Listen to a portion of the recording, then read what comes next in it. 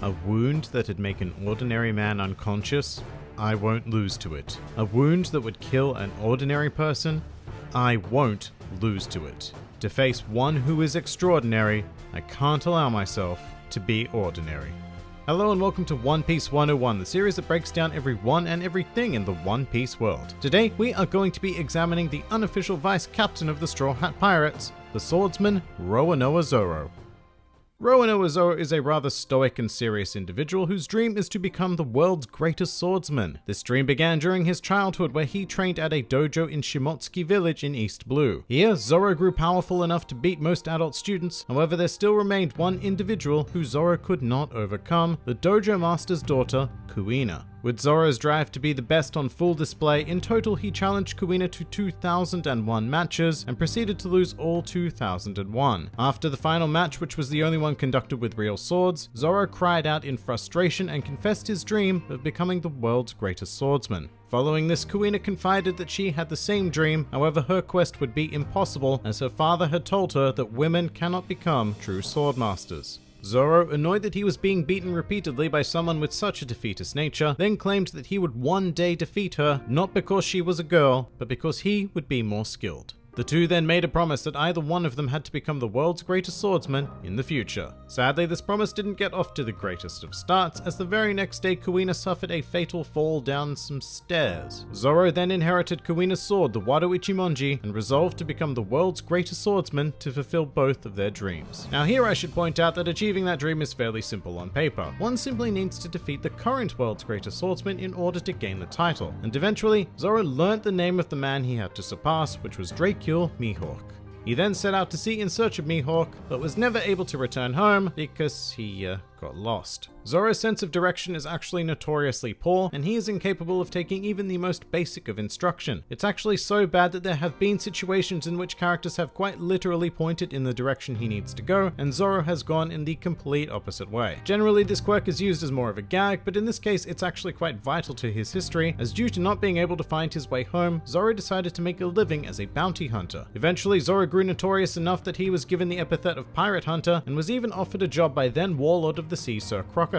And Zoro was even prepared to accept the position on the condition that he was made the boss of the organization. The agent offering Zoro the position then refused, and allegedly Zoro proceeded to kill him in self-defense. Sometime later, Zoro found himself in Shell's Town, and after an altercation involving an innocent girl being attacked by this prick's dog, Zoro was tied to a wooden pole cross thingy for a month. It should be noted that Zoro agreed to this punishment in order to preserve his reputation in the eyes of the Marines and be able to continue his bounty hunter lifestyle. However, 9 days into his sentence, everything changed when a boy by the name of Monkey D. Luffy invited him to become the first member of his new pirate crew. Zoro, like most reasonable human beings, refused this offer outright at first. However, after a dastardly plot to execute Zoro was uncovered, he accepted Luffy's invitation, and the two of them proceeded to wreck face. Over time, as a member of the Straw Hat Pirates, Zoro's true nature has emerged, showing him to be a much more fun-loving individual than we would have previously thought. And although he does remain the most serious member of the crew, he is exceptionally tolerant of their antics, and is capable of highly comical anger, as well as a wide array of other quirks that make him a perfect fit within this band of misfits. However, one of Zoro's most defining traits is that of honor and loyalty. As a swordsman, Zoro follows the strict code of Bushido, refusing to engage in underhanded tactics in battle, believing that a scar on a swordsman's back is a sign of shame. Zoro is also fiercely loyal and obeys his captain's commands without question, even if he personally disagrees with them. More often than not though, Zoro has complete faith and belief in Luffy, making them an exceptionally powerful pair.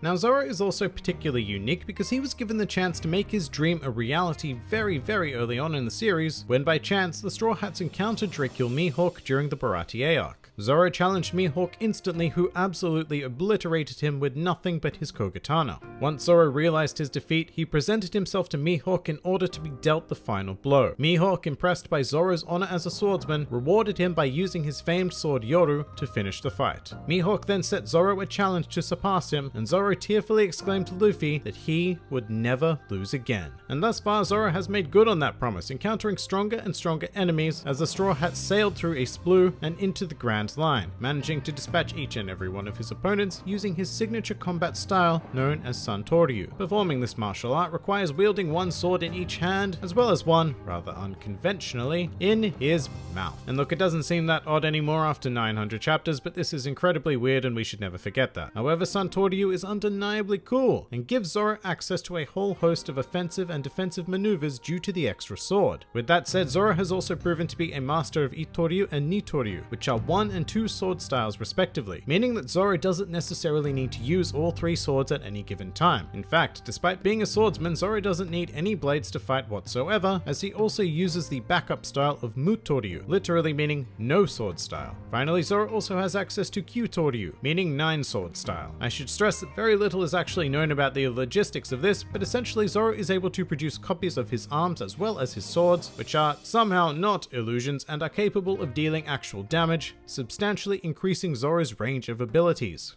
Zoro's progress as a swordsman through the Grand Line has also earned him the ability to cut steel, as well as a bounty of 120 billion berries prior to the time skip. His connection to his crewmates has also deepened during the journey, especially towards Luffy, for whom at one stage Zoro was ready and willing to sacrifice his life in order to ensure the safety of his captain. This was even taken a step further after the Straw Hats were forcibly separated on Sabari Archipelago. Zoro was sent to Kuraigana Island by Bartholomew Kuma, which is more commonly known as the home of Drakegil Mihawk.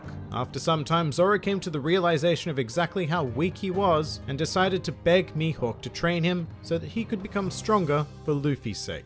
Zoro then spent 2 years training under Mihawk before reuniting with the Straw Hats, proving to be significantly stronger, faster, and able to use observation and armament haki, the latter of which he generally imbues into his swords. As the Straw Hats traveled through Fishman Island and into the New World, Zoro has displayed pure dominance over his encountered opponents as he continues to make good on his promise to never lose again, as well as to make way towards his ultimate dream of becoming the world's greatest swordsman.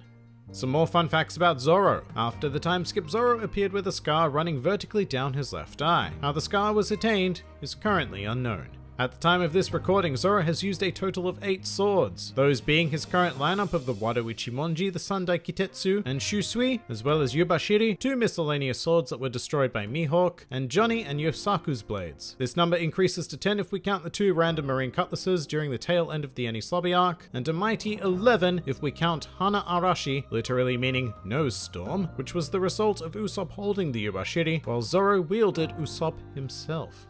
Following the Dressrosa arc, Zoro's strength was further recognized by the world government, and his bounty was raised to 320 million berries. Roanoa Zoro's name is based on the real-life French pirate whose name I am going to undoubtedly butcher, Francois L'Olonnais.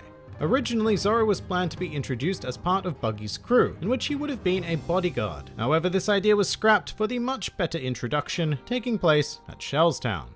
According to Oda, if the Straw Hats were to run a 50-meter race, Zoro would finish 5th, but also stressed that it's very important that it's only a 50-meter race, because if it were any longer, Zoro would simply get lost. And finally, a truly useless fact: Zoro is the only One Piece character to have ever been referenced on The Simpsons, specifically in the Treehouse of Horror 25 episode, where one of many incarnations of the family featured Homer in Zoro's post-time skip attire. And that pretty much does it for Roanoa Zoro. If you enjoyed this video, then please feel free to like, favorite, or subscribe, and if you are in any way inclined to support this independent channel, then please feel free to check out my Patreon, Discord server, or Twitter, the links to which are in the handy description below. And finally, please do comment with who, what, or where you'd like to see featured in the next One Piece 101.